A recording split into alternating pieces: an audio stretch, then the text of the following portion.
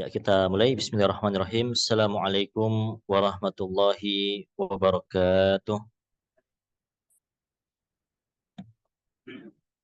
Innal hamdalillah nahmaduhu wa nasta'inuhu wa nastaghfiruh wa na'udzu billahi min syururi anfusina wa min sayyiati a'malina. May yahdihillahu fala mudhillalah wa may yudlil fala hadiyalah. Asyhadu an la ilaha illallah wahdahu la syarikalah wa asyhadu anna Muhammadan abduhu wa rasuluhu la nabiyya ba'dah. يا أيها الذين آمنوا اتقوا الله حق تقاته ولا تموتن إلا وأنتم مسلمون يا أيها الناس اتقوا ربكم الذي خلقكم من نفس واحدة وخلق منها زوجها وبث منهما رجالا كثيرا ونساء واتقوا الله الذي تساءلون به والأرحام إن الله كان عليكم رقيبا يا أيها الذين آمنوا اتقوا الله وقولوا قولا سديدا يصلح لكم أعمالكم ويغفر لكم ذنوبكم ومن يطع الله ورسوله فقد فاز فوزا عظيما أما بعد فإن أصدق الحديث كتاب الله وخير الهدي هدي محمد صلى الله عليه وسلم وشر الأمور محدثاتها فإن كل محدثة بدعة وكل بدعة ضلالة wa kulla dhalalatin finnar. Ma'asyiral muslimin, para jamaah sekalian, para peserta yang semoga dirahmati oleh Allah Subhanahu wa taala. Pertama-tama marilah kita senantiasa mengucapkan puji syukur kita kepada Allah Subhanahu wa taala atas limpahan nikmat rahmat dan hidayah yang telah Allah berikan kepada kita semuanya, baik kepada para peserta laki-laki, ya, kepada para peserta perempuan, demikian pula kepada pemateri, sehingga kita pun semua bisa hadir di majelis yang mulia ini, di antara majelis dari majelis-majelis al-ilmu. Kemudian salawat dan salam tetaplah kita haturkan kepada baginda kita Nabi Muhammad sallallahu alaihi wasallam, kepada para sahabatnya, kepada keluarganya, serta orang-orang yang senantiasa mengikuti beliau dengan baik hingga hari kiamat kelak. Ma'asyiral muslimin, para peserta sekalian, rahimani wa rahimakumullah, baik yang online ataupun yang offline. Maka pada kesempatan pagi hari ini, insya Allah kita akan membahas secara singkat terkait dengan kitab Al-Qawaidul Arba', yaitu 4 kaidah. Di mana penulis dari kitab ini adalah siapa, Mas? Syekh Muhammad bin Abdul Wahab, ya. Kita sedikit berbicara mengenai pengarang dari kitab ini, ya. Disebutkan bahwasanya pengarang kitab ini beliau adalah Syekhul Islam Muhammad bin Abdul Wahab bin Sulaiman bin Ali At-Tamimi. Nama lengkap beliau adalah Muhammad bin Abdul Wahab bin Sulaiman bin Ali At-Tamimi. Jadi kalau nama lengkapnya seperti itu. Biasanya kita mendengarnya hanya Muhammad bin Abdul Wahab saja. Nama lengkapnya Syekh Muhammad bin Abdul Wahab, kemudian apa lagi? Bin Sulaiman, terus bin Ali At-Tamimi rahimahullah taala. Nah, beliau ini dilahirkan di daerah Uyainah. Beliau dilahirkan di daerah Uyainah, di, kalau sekarang ya, berarti di kerajaan Saudi Arabia, daerah Uyainah. Dan beliau lahir di tahun 1115. Dahulu ya, guru-guru kami mengisyaratkan dengan tangan seperti ini, menunjukkan tangan lahir, tahun lahir beliau, ya. 111 angka 5. Berarti 1000 berapa tadi? 115. 1115 Hijriah. Adapun beliau, ya, meninggal pada tahun 1206 Hijriyah. Jadi lahir pada tahun 1115, kemudian meninggal pada tahun 1206 Hijriyah. Disebutkan oleh Syekh Abdul Latif Al-Syekh dalam Misbahul Dhulam, ya, beliau pernah mengatakan, akhadal fikha an abihi kana qadiyan. Nah, Syekh Muhammad At-Tamimi ini, beliau mengambil belajar ilmu fikih dari ayahnya. Beliau belajar ilmu fikih dari ayahnya. Siapa ayahnya dulu ya? Ayahnya dahulu adalah seorang qadhi. Qadhi kalau dalam bahasa kita berarti apa? Hakim. Ya. Ayahnya adalah seorang hakim. Ya. Demikian pula beliau mengambil ilmu agama ini an jaddihi Sulaiman bin Ali, mufti Diyar An-Najdiyah fi waqtihi. Selain beliau mengambil ilmu dari ayahnya, ya, beliau ini juga mengambil ilmu dari kakeknya. Kakeknya ya, yang bernama Sulaiman bin Ali tadi. Di mana beliau ini adalah seorang mufti atau ahli agama, tokoh agama, ahli fatwa di daerah Najd di zamannya. Wa sanaduhu muttasilu bi a'immatil madhab ilal imami Ahmad. Dan sanad keilmuan dari Syekh Muhammad bin Abdul Wahab bin Sulaiman bin Ali At-Tamimi ini, kalau kita runut ya, mulai dari beliau ya, sampai ke atas, itu sanadnya ya tersambung ya, sampai kepada Al-Imam Ahmad rahimahullah. Ma'rufun muqarrarun indahum, dan ini adalah perkara yang diketahui oleh banyak ulama. Wa sami'al hadits an asyakhil haramaini fi waqtihi. Dan beliau juga selain berguru kepada ayahnya ya, kemudian berguru kepada kakeknya, beliau ini juga berguru kepada para masyayikh ya, para syekh di Al-Haramain. Baik itu di Makkah ataupun di Madinah di zamannya. Wa ajazahu al-katsiru minhum, dan banyak di antara mereka memberikan ijazah kepada Syekh Muhammad. Wa min a'lamihim muhadditsul haramain Syekh Muhammad Hayat As-Sindi.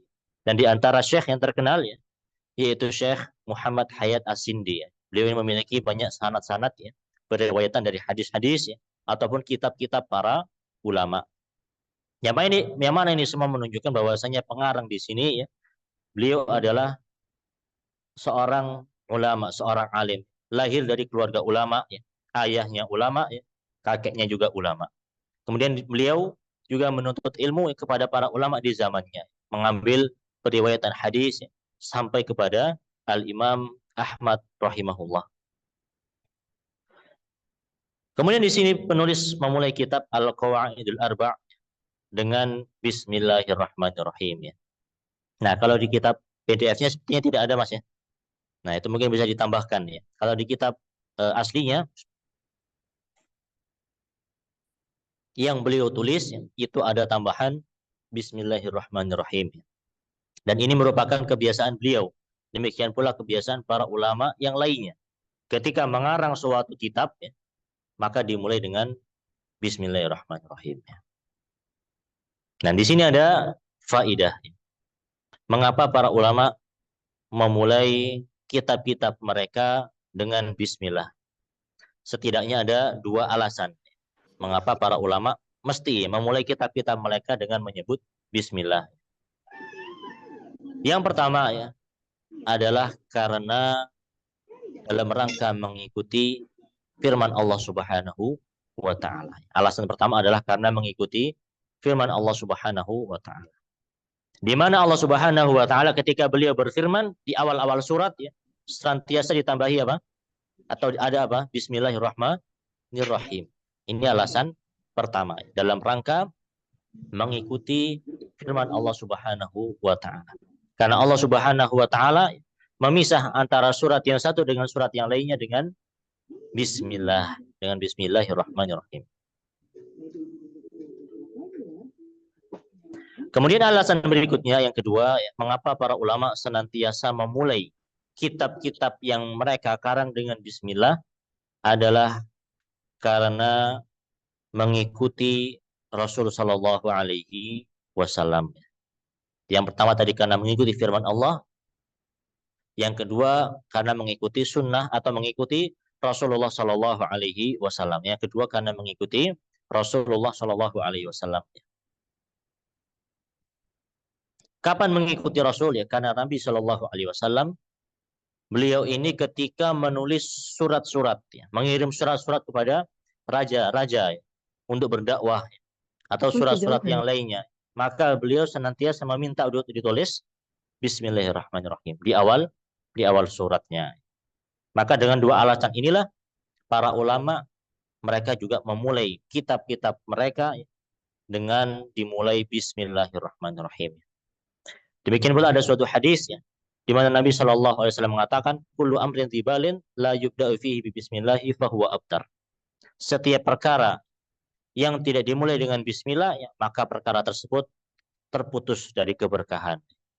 Oleh karena itu di sini para ulama memulai dengan Bismillah adalah yang pertama untuk mendapatkan barokah, dan yang kedua untuk beristi'anah, meminta pertolongan kepada Allah Subhanahu wa Ta'ala.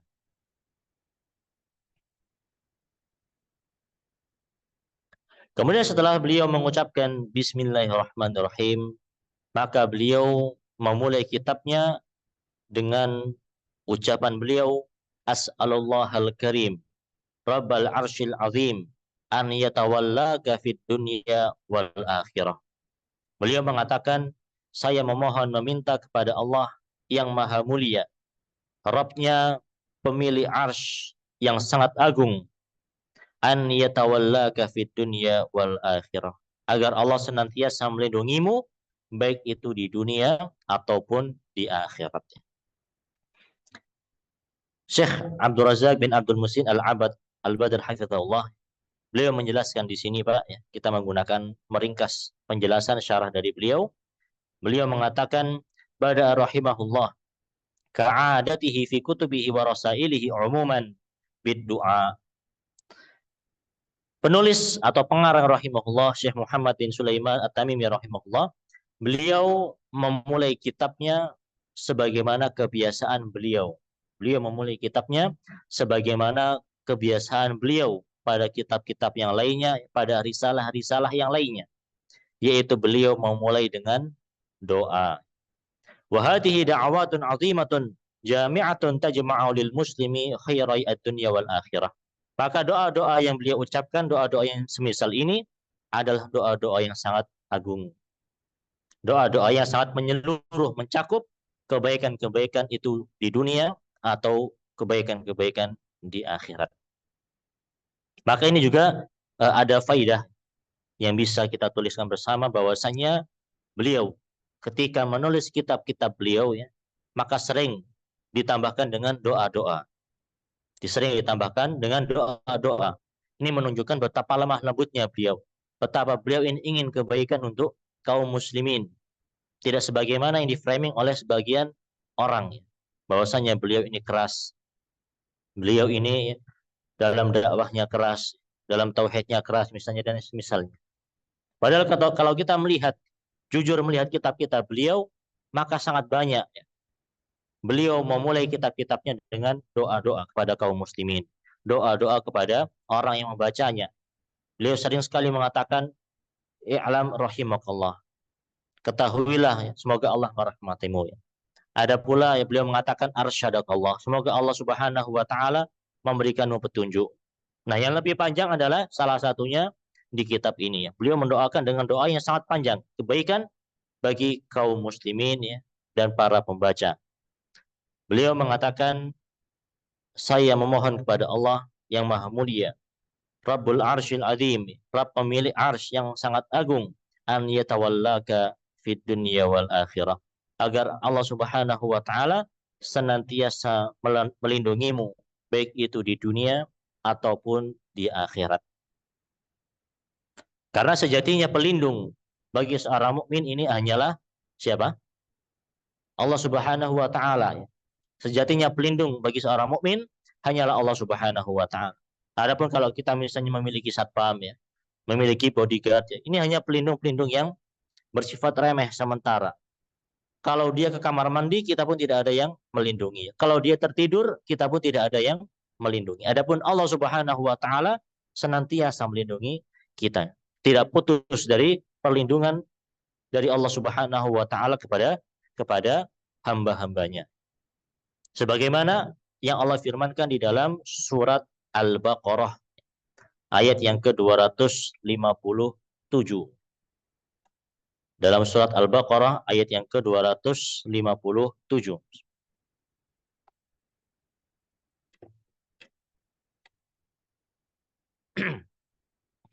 Dalam surat ini Allah Subhanahu wa taala berfirman, Al-Baqarah 257, Allahu waliyul ladzina amanu yukhrijuhum minadh dhulumati ilan nur.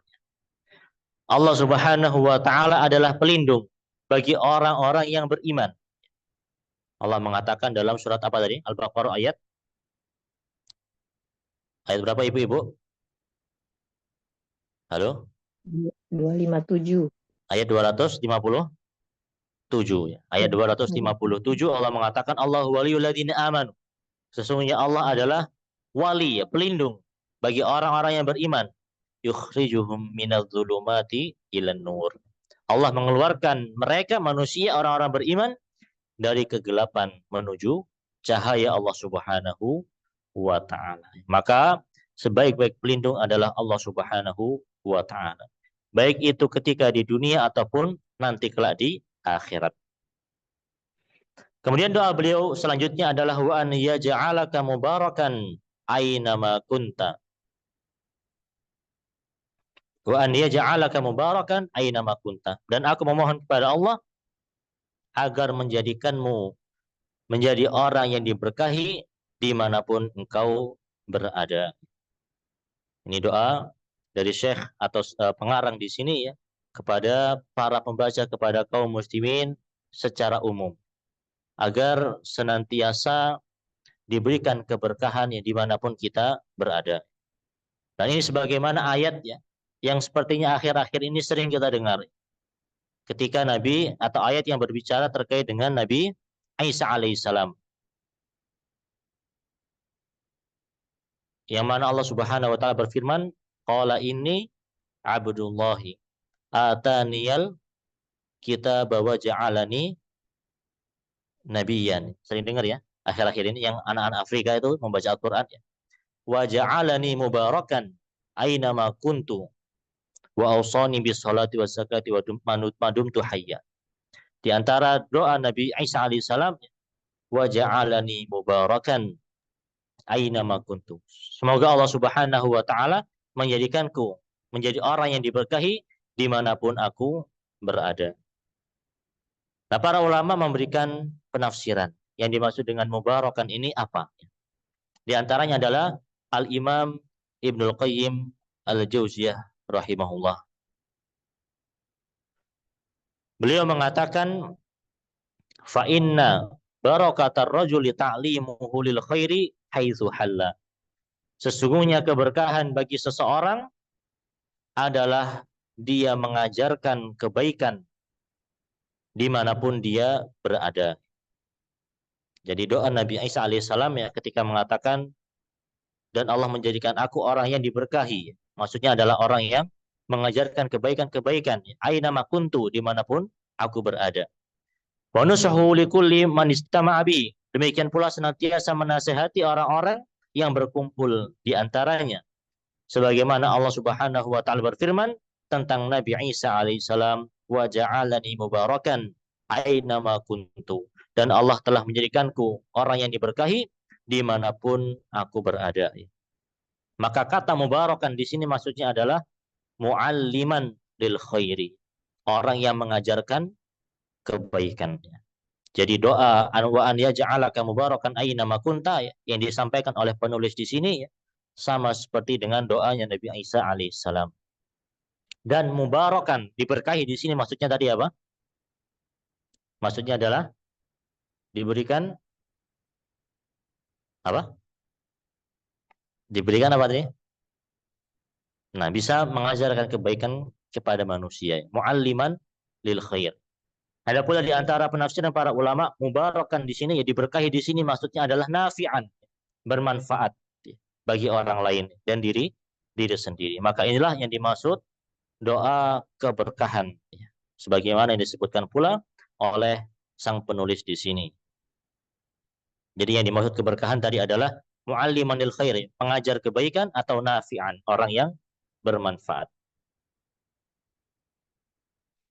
Kemudian pengarang menyebutkan doa berikutnya atau mendoakan dengan doa berikutnya, wa an yaj'alaka mimman idza u'tiya syakar wa idza tuliya sabar wa idza atnaba astaghfar. Dan semoga Allah Subhanahu wa taala menjadikanmu di antara orang-orang yang apabila diberi dia bersyukur, apabila diuji dia bersabar, dan apabila berdosa maka dia beristighfar. Beliau mengatakan, dan semoga Allah Subhanahu wa taala menjadikanmu di antara orang-orang yang kalau diberi bersyukur, kalau diuji bersabar, dan kalau berdosa beristighfar. Maka di sini Syekh Abdul Razak bin Abdul Muhsin Al-Abbad Al-Badr hafizahullah, beliau menjelaskan, walau ta'ammal al-mar'u fa innahu sayajidu anna ahwal al-'abdi fi hadhihi al-hayat ad-dunya la takhruju an hadhihi al-umuri thalathah. Kalau kita ini mau merenungi, melihat, maka kita akan mendapati bahwasannya kehidupan kita di dunia ini tidaklah terlepas dari ketiga hal tadi, ya, Bapak Ibu, ya, Mas dan Mbak. Kalau kita merenungi kehidupan kita di dunia ini, maka kehidupan kita tidaklah terlepas dari ketiga hal tadi. Imma an yakuna mubtaliyan bi musibah. Bisa jadi seorang itu diuji dengan suatu musibah. Au an yakuna mukraman bi ni'matin wa minnah. Atau bisa jadi seorang itu diberikan nikmat-nikmat dan karunia oleh Allah Subhanahu wa taala. Au yakuna waqi'an fi dhanbin, atau bisa jadi seseorang terjerumus dari atau pada perkara-perkara dosa. Jadi kalau kita lihat ya di dunia ini ya, maka kehidupan kita yang bulat di tiga hal tadi, tidak terlepas dari tiga hal tadi. Baik itu bisa jadi kita diberi nikmat, bisa jadi kita diberi ujian, atau bisa jadi kita terjerumus dalam perkara-perkara yang dosa, maksiat, dan yang semisal. Maka itu tadi semua ada solusinya. Apabila kita diberikan nikmat, solusinya kita harus bersyukur. Ya. Kalau kita diberikan ujian, maka solusinya kita harus bersabar. Dan apabila kita diberikan ujian pula berupa jatuh pada perbuatan-perbuatan dosa, maka kita pun beristighfar. Hal ini sebagaimana yang Nabi SAW pernah sabdakan. Beliau pernah mengatakan, ajaban di amril mu'min, inna amrahu kullahu khair, wa laysa dzalika illa lil mu'min. Sesungguhnya sangat menakjubkan perkara seorang mukmin ini. Sesungguhnya seluruh perkaranya baik, seluruh perkaranya baik, dan itu tidaklah didapati kecuali pada jiwa seorang mukmin. Kapan jiwa seorang mukmin itu baik? Beliau mengatakan, in asabatu syarra syakar fakana khairan lahu. Apabila dia ditimpa dengan sesuatu yang menyenangkannya, diberikan nikmat, maka dia bersyukur dan itu baik baginya. Wa in asabathu dharra'u sabar fakana khairan lahu. Dan apabila dia ditimpa dengan suatu musibah, maka dia pun bersabar dan itu baik baginya. Jadi kunci kebaikan bagi seorang mukmin, dua di antaranya tadi. Apabila diberikan nikmat, bersyukur, diberikan ujian, maka dia bersabar. Kemudian yang satunya lagi, sebagaimana sabda Nabi SAW, kullu bani adama khata'. Setiap anak Adam ini sering berbuat salah, sering berbuat dosa. Bukan hanya sekali dua kali. Wa khairul khata'ina tawwabun. Tapi Nabi mengatakan, dan sebaik-baik orang yang dia berbuat salah adalah mereka orang-orang yang bertaubat kepada Allah Subhanahu wa taala. Maka ini adalah ketiga hal yang berkaitan dengan kehidupan kita di dunia ini. Kalau tidak diberi ujian, ya pasti diberi nikmatnya. Kalau tidak itu, ya berarti kita terkadang jatuh pada perbuatan kesalahan, ya pada perbuatan dosa.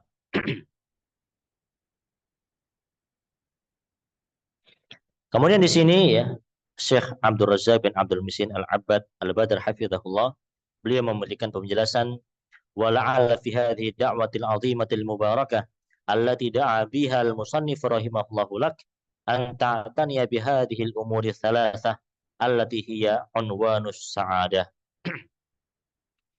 Dan bisa jadi dengan doa yang agung, yang diberkahi, yang didoakan oleh pengarang untuk kita semuanya, hendaknya pun kita senantiasa berusaha untuk perhatian terhadap perkara-perkara tadi. Perhatian terhadap tiga perkara tadi. Karena inilah unwanus sa'adah, tanda seorang atau alamat ya, seorang bahagia, tanda kebahagiaan seseorang. Yang pertama yaitu as-sabru, bersabar. Yang kedua adalah asyukru, bersyukur. Dan yang ketiga adalah al-istighfar, dengan istighfar. Maka tiga hal tadi yang disampaikan oleh pengarang, inilah merupakan tiga kunci kesabaran. Syukur, sabar, dan apa terakhir? Istighfar. Ya. Syukur, sabar, dan istighfar. Inilah tiga kunci kebahagiaan.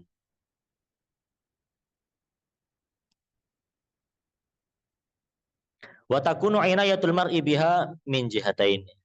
Dan tadi Syekh Abdul Razak mengatakan daya seorang mukmin ini memiliki perhatian terhadap doa-doa tadi.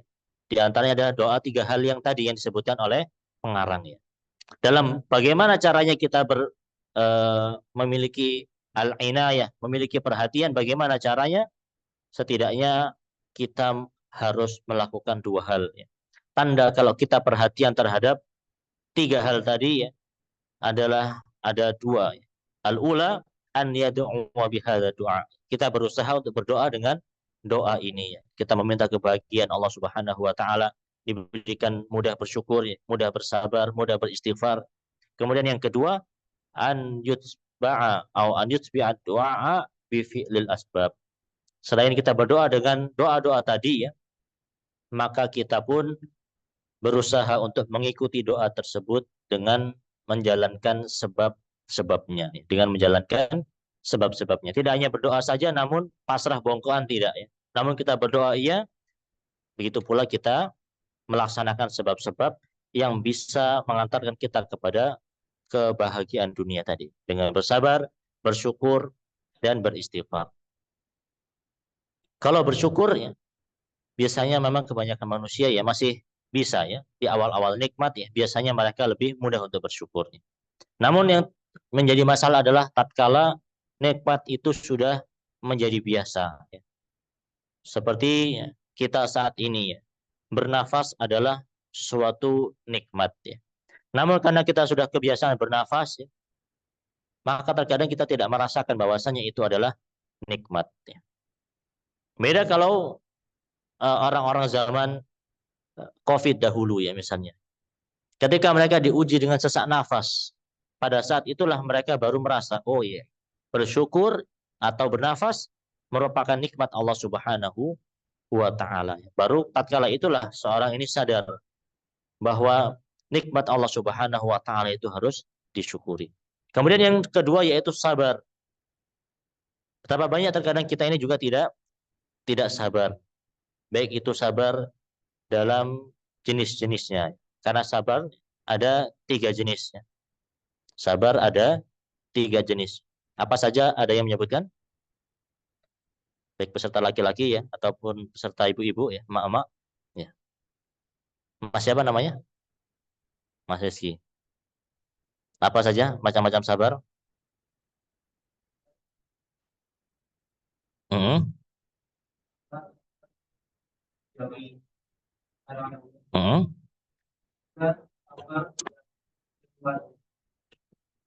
Ya. Ini adalah macam-macam sabar.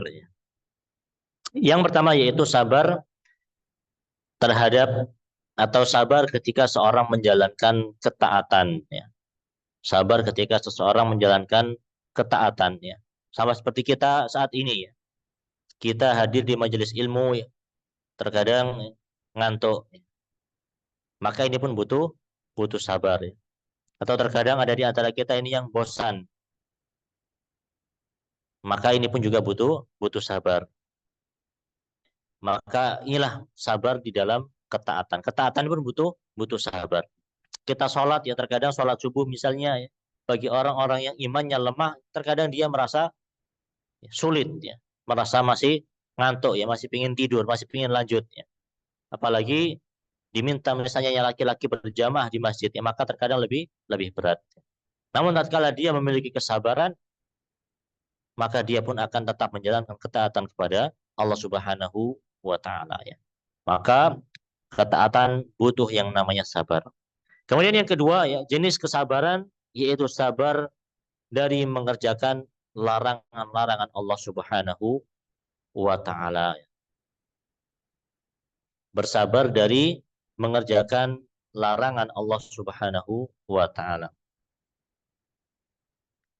Karena terkadang hawa nafsu ini ya, para ikhwas sekalian, para pemateri, para peserta sekalian ya, terkadang seorang yang dia hawa nafsunya masih sangat kuat ya. Ketika hawa nafsunya sangat kuat, maka dia terasa sulit untuk meninggalkan perkara-perkara yang Allah Subhanahu wa taala haramkan. Misalnya seseorang terkadang ya, waktu masih awal-awal dia hijrah mengenal sunnah, mengenal agama Islam secara intensif, ya, mulai menghadiri kajian-kajian, mulai dekat dengan teman-teman yang ada di masjid, terkadang masih sulit meninggalkan hal-hal yang diharamkan zaman dahulu. Ya. Ada di antara mungkin ya, para ikhwan ya, yang dia masih susah meninggalkan merokok misalnya. Maka ini butuh kesabaran. Sabar ya, sehingga dia pun menjalankan atau sabar ya sehingga dia pun menjauhkan diri dari perkara-perkara yang Allah Subhanahu wa taala haramkan tersebut. Kemudian jenis sabar yang ketiga yaitu sabar di dalam menghadapi takdir-takdir Allah Subhanahu wa taala. Sabar dalam menghadapi takdir Allah Subhanahu wa taala. Jadi sabar ada tiga.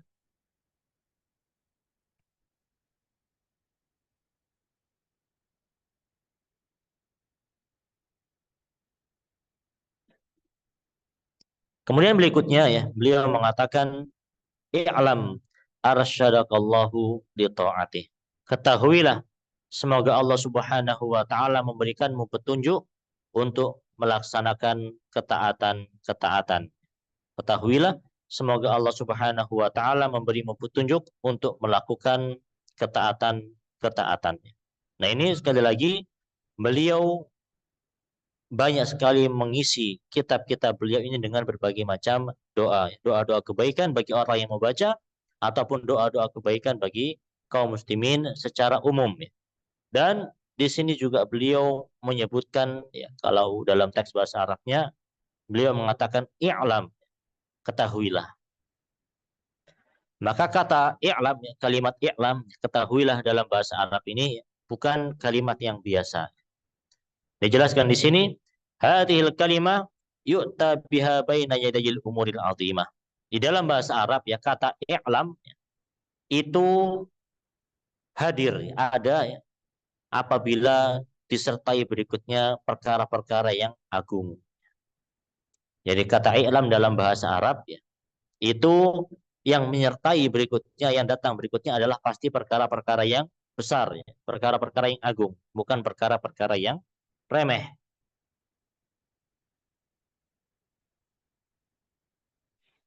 Sebagaimana dalilnya adalah surat Muhammad ayat yang ke-9.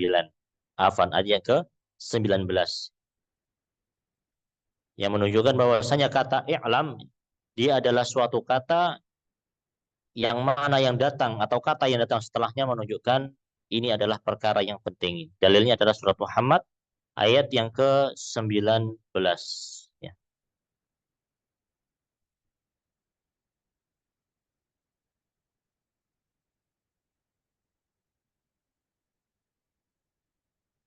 Ayat yang ke-19 Allah Subhanahu wa taala berfirman, "Fa'lam annahu la ilaha illallah wastaghfir lidzambik."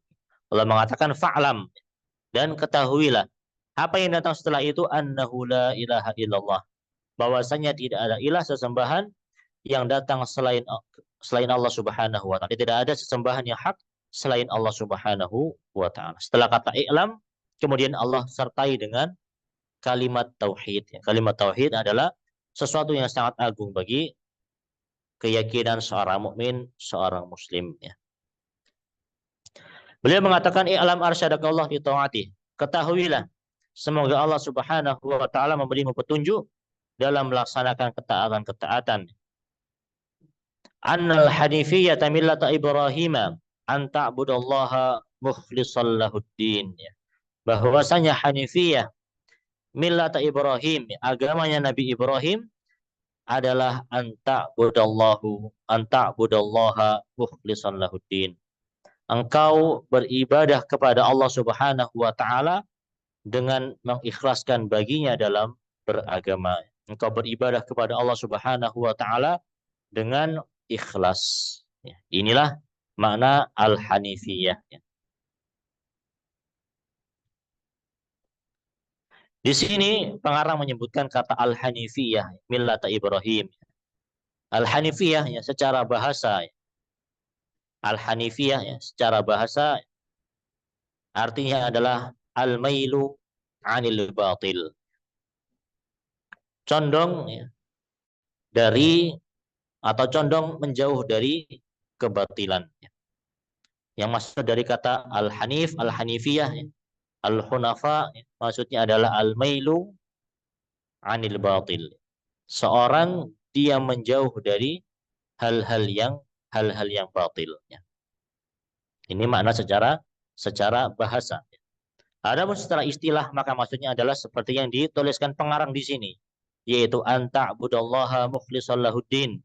Engkau beribadah kepada Allah dengan mengikhlaskan baginya dalam beribadah. Hanya mengikhlaskan kepada Allah semata dalam beragama, dalam beribadah.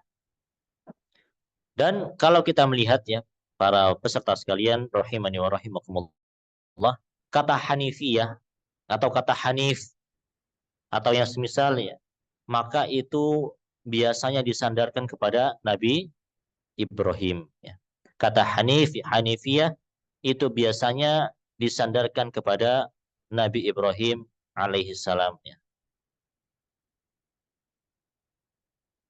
Maka di sini Syekh Saleh Al-Utsaimin ya, beliau menjelaskan di dalam Al-Quran mengapa kata hanifiyah, kata hanif senantiasa atau sering disandarkan kepada Nabi Ibrahim. Setidaknya ada 3 alasan. 3 alasan kenapa kata hanif, hanifiyah itu sering disandarkan kepada Nabi Ibrahim.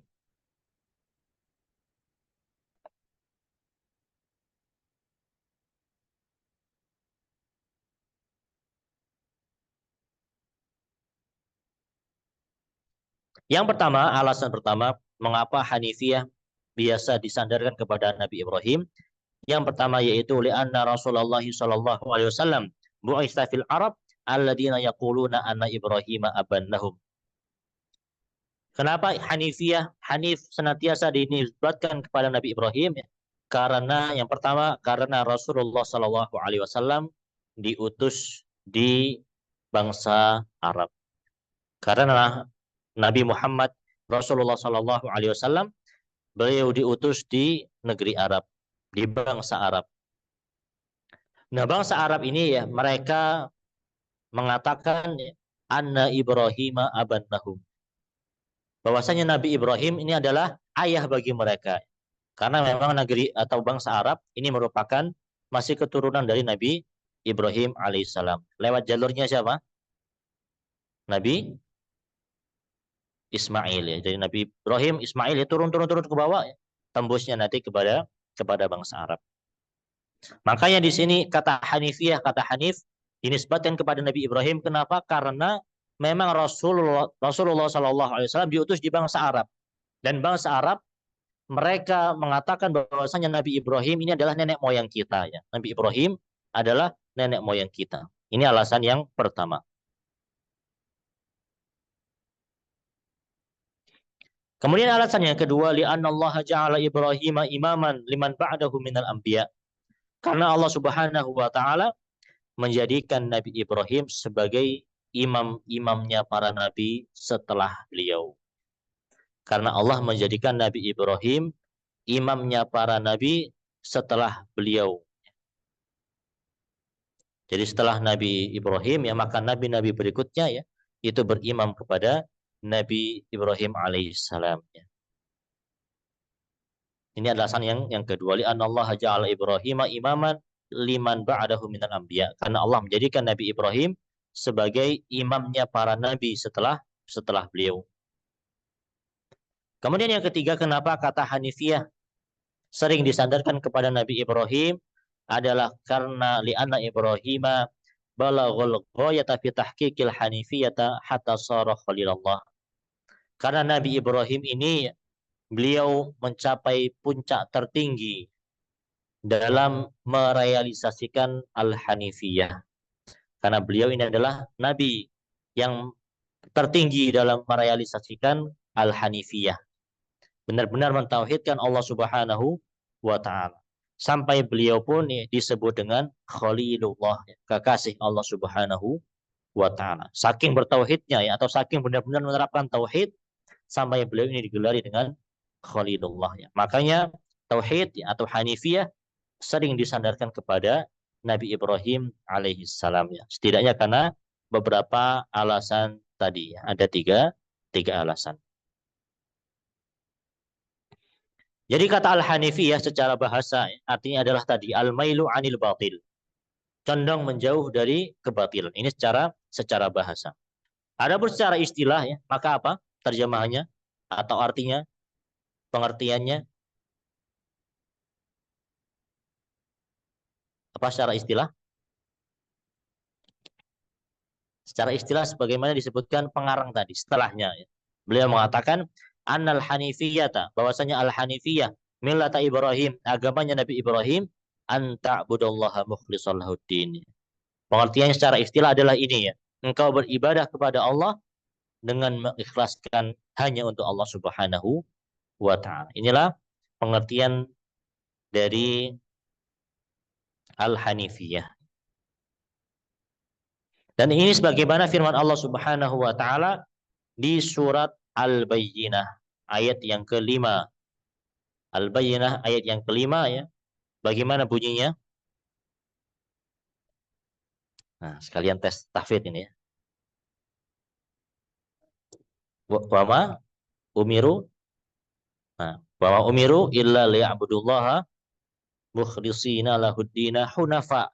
Hunafa masih satu kata dari hanifiyah tadinya. Allah mengatakan wa ma umiru illa liya'budullah. Tidaklah mereka diperintahkan kecuali hanya agar menyembah Allah Subhanahu wa taala semata ya, mukhlishon atau mukhlishina lahuddin ya.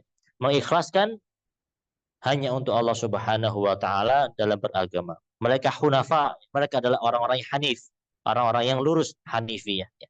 Sebagaimana Nabi Ibrahim alaihissalam ya, beliau adalah seorang yang hanif ya, orang yang lurus dari tauhidnya. Kemudian pengarang mengatakan anta'budallaha mukhlishan lahuddin. Engkau beribadah kepada Allah ikhlas hanya untuk Allah Subhanahu wa taala.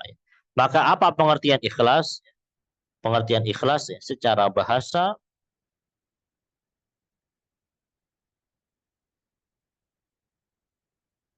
ikhlas secara bahasa adalah as-safi an-naqi dalam bahasa Arab ya. Yang dimaksud dengan ikhlas ya, adalah sesuatu yang murni, sesuatu yang jernih. Inilah asal dari kata ikhlas.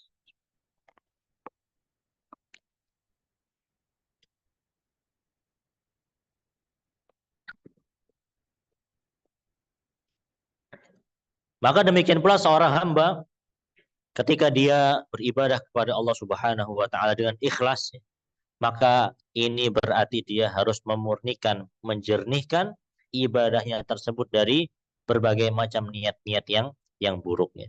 Tidak ingin dilihat orang lain, tidak ingin mengharapkan pujian orang lain, benar-benar hanya mengharapkan ridho dan pahala dari Allah Subhanahu wa taala. Maka inilah pengertian dari al-ikhlas. Kemudian berikutnya pengarang mengatakan qala rahimahullah kama qala ta'ala wa ma khalaqtul jinna wal insa illa liya'budun.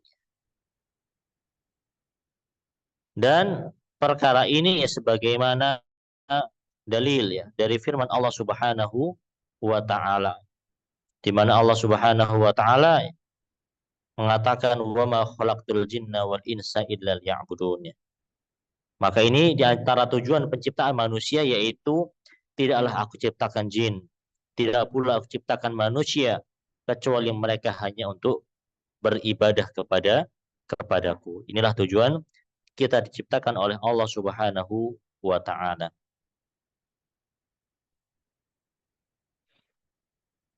Dan di firman Allah Subhanahu wa taala surat Al-Zariyat ini ya, ayat yang ke-56, Allah tadi mengatakan, tidaklah aku ciptakan jin dan manusia kecuali untuk mengibadahiku, liya'budun.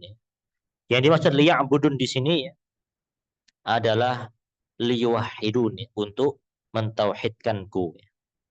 Jadi ini perlu ditulis ya, bahwasanya ya'budun ya, mengibadahiku di sini maksudnya adalah untuk mentauhidkanku. Beribadah hanya murni untuk Allah Subhanahu wa taala. Tidak berdoa kepada selain Allah, tidak sholat kepada selain Allah, tidak menyembelih kepada selain Allah. Semuanya hanya untuk Allah Subhanahu wa taala. Jadi ibadah yang dimaksud di sini adalah tauhid ya. Sebagaimana yang disebutkan oleh sahabat yang mulia Abdullah bin Abbas radhiyallahu anhu. Dan ini disebutkan oleh Al-Imam Al-Baghawi dalam kitab tafsirnya ketika beliau menjelaskan ayat Al-Baqarah 21. Surat Al-Baqarah ayat yang ke-21. Di mana Ibnu Abbas pernah mengatakan, kullu ma warada fil Qur'ani minal ibadah fa ma'nahu tauhid. Setiap kata ibadah yang ada di dalam Al-Qur'an maka maknanya adalah tauhid. Setiap kata ibadah yang ada dalam Al-Quran, maka maknanya adalah tauhid. Ucapan siapa tadi ini? Ibnu Abbas. Ucapan dari sahabat yang mulia Ibnu Abbas ya. Dikutip dalam tafsir Al-Baghawi. Oleh karena itu maka makna kalimat illa liya'budun ya, kecuali untuk mengibadahiku, maksudnya adalah illa liyuwahhiduni fil ibadah, yaitu untuk mentauhidkan aku, kata Allah Subhanahu wa taala, di dalam kita beribadah ya. Dalam kita beribadah kepada Allah Subhanahu wa taala. Kemudian berikutnya penulis mengatakan, fa idza arafta anna Allah khalaqaka li'ibadatihi fa'lam anna al-ibadata la tusamma ibadatan illa ma'a tauhid.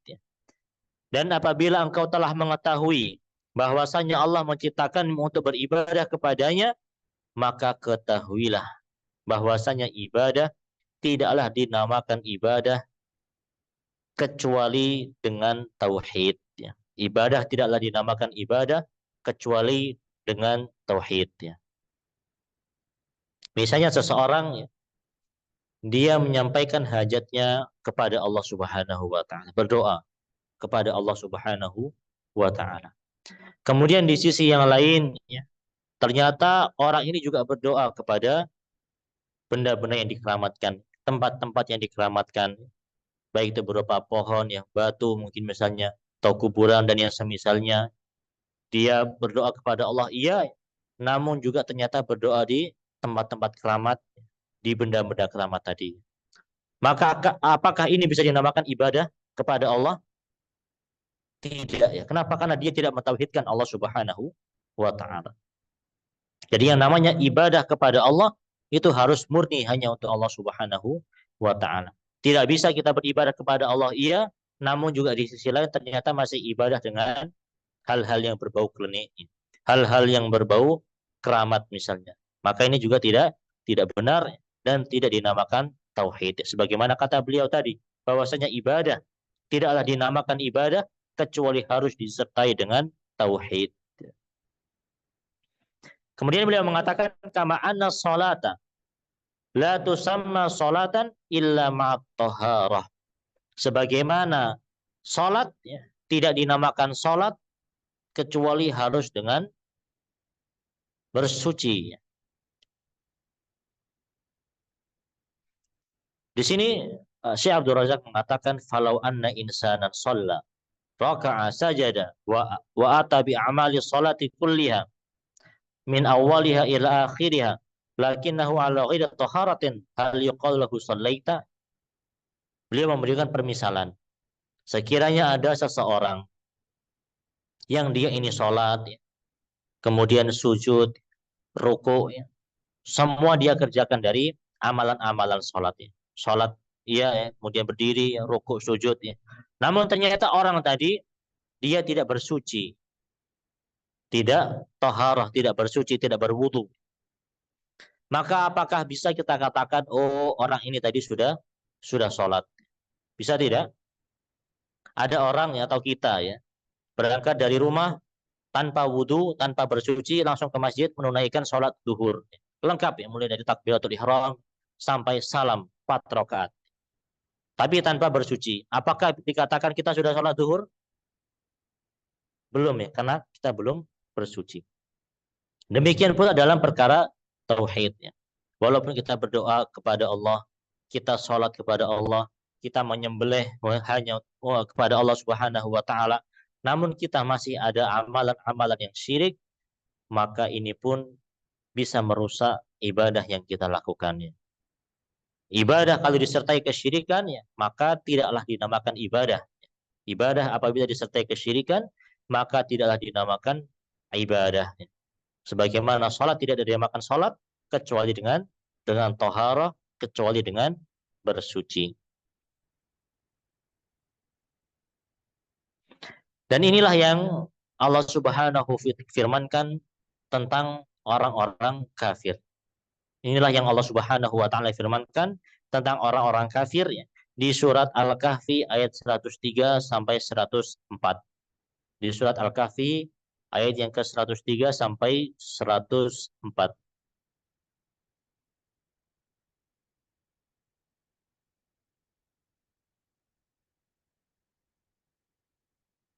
Allah Subhanahu wa taala berfirman, "Qul hal nunabbiukum bil akhsarina a'mala alladzina dhalla sa'yuhum fil hayatid dunya wa hum yahsabuna annahum yuhsinuna sun'a." Katakanlah, maukah aku kabarkan kepada kalian tentang orang-orang yang merugi amalannya. Di dunia banyak melaksanakan amalan-amalan banyak sampai lelah, usianya dihabiskan untuk beribadah bahkan ya.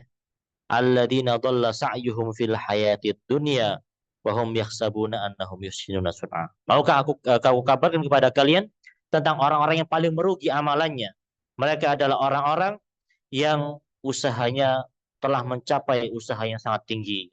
Namun ternyata usaha tersebut adalah usaha yang sia-sia karena mereka tidak mentauhidkan Allah Subhanahu wa taala. Wa hum yahsabuna annahum yuhsinuna sun'a. Padahal mereka dahulu ketika di dunia ya, mereka mengira amalan saya ini yang sudah paling paling top. Amalan saya ini sudah paling baik ya. Namun ternyata ketika di dalamnya tercampur dengan unsur-unsur kesyirikan, Allah Subhanahu wa taala mengabarkan mereka adalah orang-orang yang paling merugi amalannya.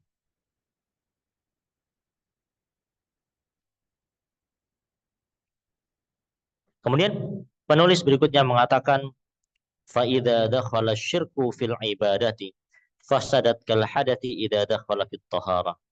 Maka apabila kesyirikan ini masuk ke dalam suatu ibadah, kesyirikan masuk ke dalam suatu ibadah, dia bisa merusak ibadah tersebut. Sebagaimana hadas, apabila dia masuk ke dalam toharah, ke dalam suci, maka toharah ya sucinya menjadi batal. Baik itu hadas besar ataupun hadas kecil. Maka toharahnya itu terhitung batal ya, dan dia harus kembali untuk bertoharah, dia harus kembali untuk bersuci ya. Inilah perbandingan antara tauhid dan as-shalah ya, dan kesyirikan dan hadas ya. Sehingga seorang mukmin, seorang muslim ketika dia beribadah maka dia harus mengutamakan tauhid ya. Sebagaimana seorang ketika dia sholat, dia pun harus untuk senantiasa memperhatikan ya, apakah dia ibadahnya ini lillah kepada Allah Subhanahu wa taala, apakah sholatnya ini sudah didahului dengan bersuci ataukah tidak. Kama qala ta'ala, sebagaimana firman Allah Subhanahu wa taala ya, dalam surat At-Taubah yang disebutkan oleh pengarang di sini. Di antara dalilnya adalah surat At-Taubah ayat yang ke-17 ya, disebutkan oleh pengarang di sini. Beliau mengatakan atau menyebutkan firman Allah, "Maka nalil musyrikina an ya'muru masajidallahi syahidina 'ala anfusihim bil kufri ulaika habitat a'maluhum wa finnari hum khalidun. Allah mengatakan tidaklah pantas bagi orang-orang musyrik itu mereka memakmurkan masjid-masjid Allah, sedangkan mereka sendiri mengetahui, mereka meyakini bahwa mereka sendiri adalah orang-orang yang kafir. Kemudian Allah mengatakan ulaika habitat a'maluhum. Mereka itulah orang-orang yang telah sia-sia amal kebaikannya, telah hilang, hancur amal kebaikannya, wa finnarihum khalidun, dan mereka kekal di dalam api neraka Allah Subhanahu wa taala. Maka di sini Allah Subhanahu wa taala dan demikian pula pengarang, beliau menyamakan antara toharah dari hadas dan antara kesyirikan dari masalah tauhid, dari masalah ibadah. Hal ini sebagaimana firman Allah Subhanahu wa taala dalam surat Al-Muzammil. Dalam surat Al-Muzammil ayat Al-Muddatsir. Surat Al-Muddatsir ayat yang keempat. Ayat keempat dari surat Al-Muddatsir. Allah Subhanahu wa taala mengatakan wal thiyabaka fatahhir, dan bajumu maka sucikanlah. Nah, para ulama ada dua penafsiran di sini. Wa thiyabaka fatahhir, dan bajumu maka sucikanlah. Penafsiran yang pertama adalah tahhir nafsaka minasyirki wa mimma yunqidud din wa yufsidul iman, yaitu sucikan dirimu dari berbagai macam kesyirikan dan perbuatan-perbuatan kemaksiatan. Dan yang kedua, tahir thiyabaka minan najasatil hissiyah. Mana yang kedua adalah sucikan bajumu dari hal-hal yang najis. Sucikanlah bajumu dari hal-hal yang najis. Di sini Allah Subhanahu wa taala menggandengkan antara ibadah, memperumpamakan antara ibadah dan bersuci. Allah Subhanahu wa taala menggandengkan antara ibadah dan bersuci. Kemudian pengarang menyebutkan berikutnya fa idza arafta anna syirka idza khalatal ibadah afsadaha wa ahbatal amala wa sara sahibahu minal khalidina finnar. Dan apabila engkau telah mengetahui bahwasanya kesyirikan apabila bercampur dengan ibadah bisa merusaknya dan bisa menggugurkan amalan-amalan, dan orang yang melaksanakan amalan tersebut dia bisa kekal dalam api neraka. Arafta anna ahamma ma'alaika ma'rifatu dzalik. Maka seharusnya engkau perlu untuk mengetahui hal tadi. Kita tahu bahwasanya syirik ini perkara yang sangat agung, dahsyat, bisa menggugurkan amalan, bisa menjadikan orang ini masuk kekal dalam api neraka. Maka kita harus mengetahuinya. Sebagaimana disebutkan dalam suatu syair, araftu syarra la lisyarri lakin litawaqqihi wa man lam ya'rifi syarra minal haqqi atau minal khairi atau minan nasi yaqa' fihi. Sesungguhnya saya mengetahui keburukan bukan untuk mengamalkan keburukan tadinya, tapi aku mengetahui keburukan agar aku bisa menjaga diriku darinya, menjauhkan diriku darinya. Barang siapa yang dia tidak mengetahui keburukan dari kebaikan, maka dia akan terjatuh ke dalam keburukan tersebut. Seperti kita kalau misalnya naik motor ke jalan raya, kita tidak tahu rambu-rambu lalu lintas, kita tidak tahu bahwasanya kalau ini melanggar, itu melanggar. Namun tiba-tiba kita diberhentikan polisi. Mas, sampai ini melanggar marka. Padahal kita tidak tahu. Maka ini pula dalam masalah agama. Jangan sampai nanti kalau kita dimasukkan ke dalam api neraka, kenapa? Karena kita tidak tahu ini perkara syirik, itu bukan syirik. Oleh karena itu wajib bagi seorang mukmin, seorang muslim, dia mengetahui perkara-perkara keburukan di dalam agamanya. Kenapa? Agar dia bisa menjauhi perkara-perkara tersebut. Sebagaimana sahabat yang mulia Hudzaifah ibn al-Yaman radhiyallahu anhu, beliau pernah mengatakan kana nasu yas'aluna Rasulullah sallallahu alaihi wasallam 'anil khairi. Dahulu manusia atau sahabat-sahabat yang lainnya kalau datang menemui Nabi itu senantiasa bertanya hal-hal yang baik. Wa kuntu as'aluhu 'anil syarri, Nah, sedangkan saya, kata Hudzaifah, saya ini kalau ketemu Nabi biasanya tanya hal-hal yang buruk. Kemudian beliau menyebutkan alasannya, makhafata an yudrikani.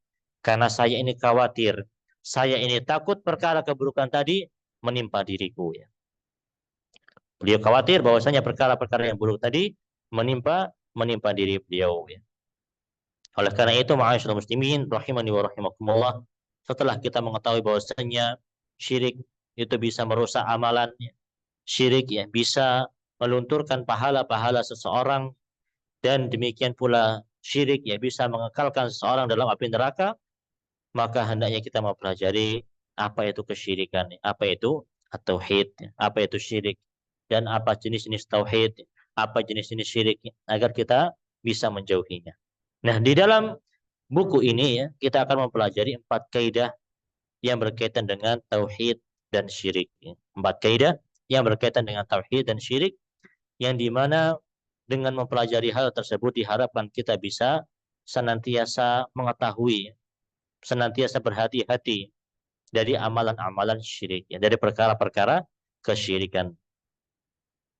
Kemudian pengarang mengatakan, la'allallahu an yukhallisaka min hadhihi syabakah. Semoga Allah Subhanahu wa taala menyelamatkanmu dari jaring ini.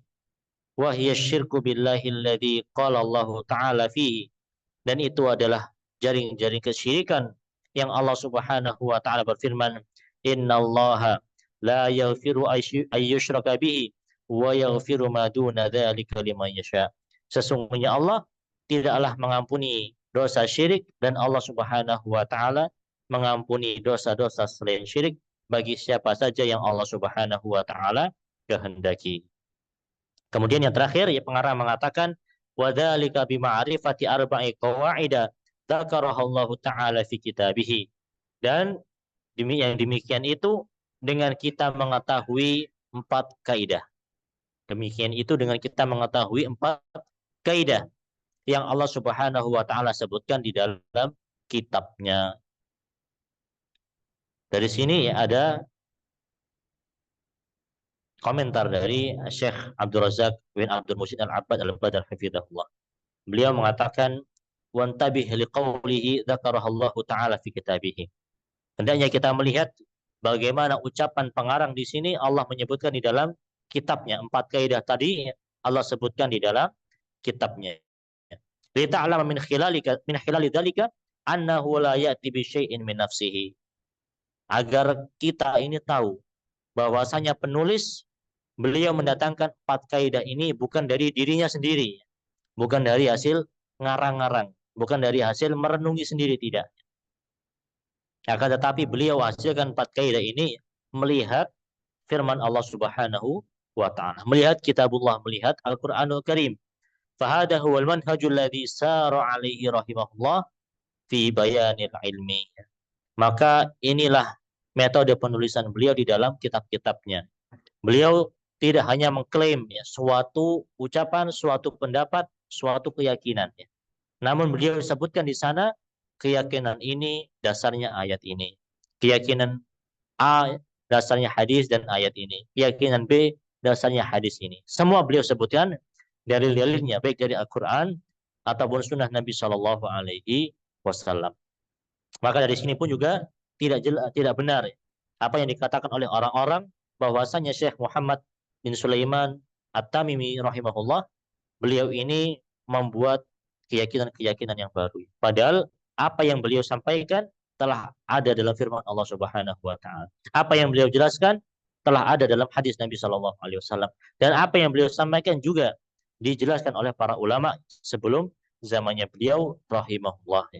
Dan ini mungkin yang bisa kita bahas, insya Allah pada pertemuan berikutnya kita akan masuk ke dalam 4 kaidah yang disebutkan oleh penulis di sini. Adapun hari ini maka kita akan hanya menjelaskan terkait dengan muqaddimah kitab, ya, dan bagaimana biografi dari penulis tadi. Wallahu taala a'lam.